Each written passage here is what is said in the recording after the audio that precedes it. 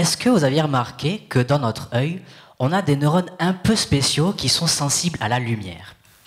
Alors ne paniquez pas monsieur, c'est une question rhétorique. Donc ces neurones, ils sont sensibles à la lumière bleue parce qu'ils possèdent un récepteur à la lumière qui est la mélanopsine. Par contre, ils ne font pas trop la différence entre une lumière qui provient de notre ami le soleil et d'une qui vient d'une vidéo d'un chat qui se lèche la queue qu'on regarderait un dimanche à 23 h. Et donc, dans les deux cas, ils vont se dire « Oh, c'est le jour !» Allons donc prévenir nos braves compagnons comme l'horloge biologique qui régule de nombreux processus dont le sommeil. Et c'est comme ça qu'avec un chat qui se lèche la queue, notre horloge va être retardée, qu'on va s'endormir beaucoup plus tard que prévu et se réveiller fatigué le lendemain matin. Vous allez me dire, mais quel est le rapport avec ta thèse? Merci pour cette question, vous êtes très pertinent. Eh bien, moi, pendant ma thèse, je voudrais comprendre comment fonctionnent ces neurones, et pour ça, je vais regarder qu'est-ce qui se passe quand ils ne fonctionnent pas. Et ça, je vais le faire grâce à des larves de poissons zèbres qui sont mutantes, dans lesquelles la mélanopsine n'est plus exprimée, et donc les neurones ne sont plus sensibles à la lumière bleue.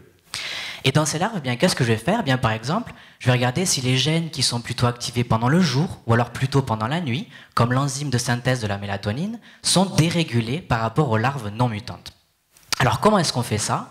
Non, on ne va pas voir gentiment le poisson pour lui demander de nous raconter comment sont exprimés ces gènes. Non, ce qu'on va faire, c'est plutôt venir au laboratoire à 3 h du matin pour extraire de l'ARN, le saint graal produit du gène, de larves de poisson. Voilà. On s'amuse comme on peut. Sinon, ce que je vais faire aussi avec ces larves, c'est que je vais regarder comment elles se comportent. Voilà, comment les poissons se comportent. Par exemple, est-ce qu'ils continuent à bien dormir? Parce que oui, un poisson, ça dort. Alors, comment on sait si ça dort? En gros, si ça bouge, c'est que ça dort pas. Et si ça bouge pas et que c'est toujours sur le ventre, c'est que ça dort. Sinon, c'est que c'est mort. Alors, là non plus, je ne vais pas passer ma vie devant l'aquarium en train de me dire Jean-Michel, ça fait 3 heures qu'il n'a pas bougé, il est en train de se taper un roupillon. Par contre, Séverine, qu'est-ce qu'elle bouge? Elle a encore dû passer toute sa soirée à regarder des tutos sur YouTube. Non, ce que je fais, c'est que je prends les larves, je les filme et ensuite j'analyse les films à l'aide d'un logiciel quand la caméra, le disque dur ou l'ordinateur ne m'a pas planté entre-temps.